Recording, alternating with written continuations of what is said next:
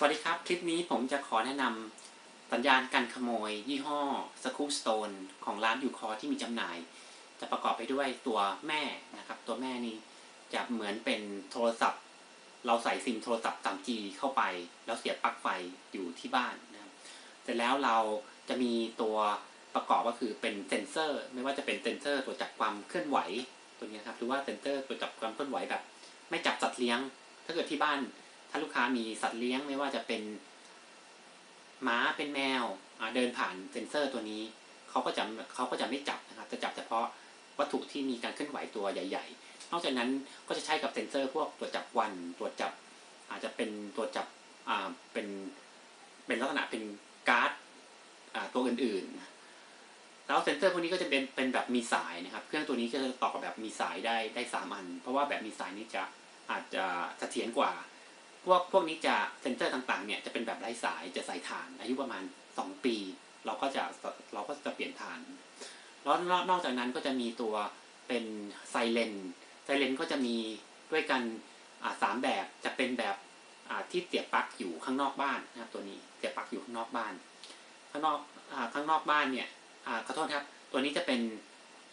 เสียบปลั๊กอยู่ข้างในบ้านเพียงเสียบปลั๊กไว้นะครับแล้วตัวต่อไปก็ตัวอยู่ข้างนอกบ้านตัวอยู่ทางด้านซ้ายมือตัวนี้จะเป็นแบบโซลาร์เซลล์ก็เอาไว้ข้างนอกบ้านเฉยๆแล้วก็ตัวที่มีตัวเสียบปลั๊กอยู่ข้างนอกบ้านก็จะเป็นอีกตัวหนึ่งนะครับจะเป็นลักษณะเป็นไซเรนแบบนี้จะเป็นตัวนี้เราติดไว้แล้วก็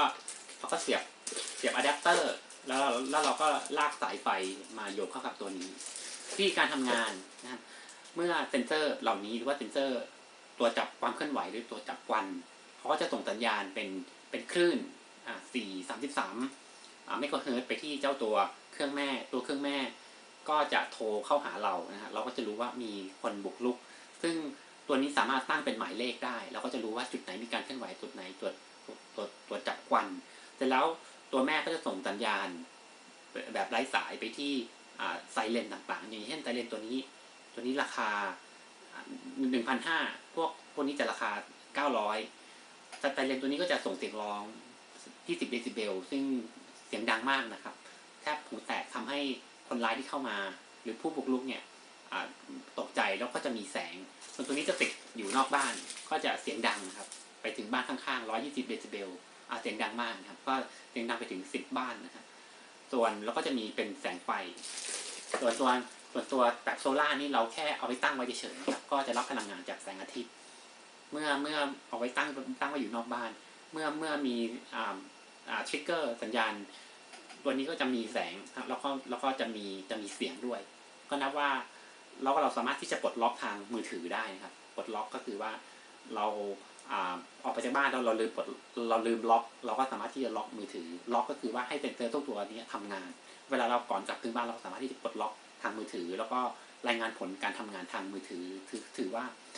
เป็นทันสมัยมากแล้วก็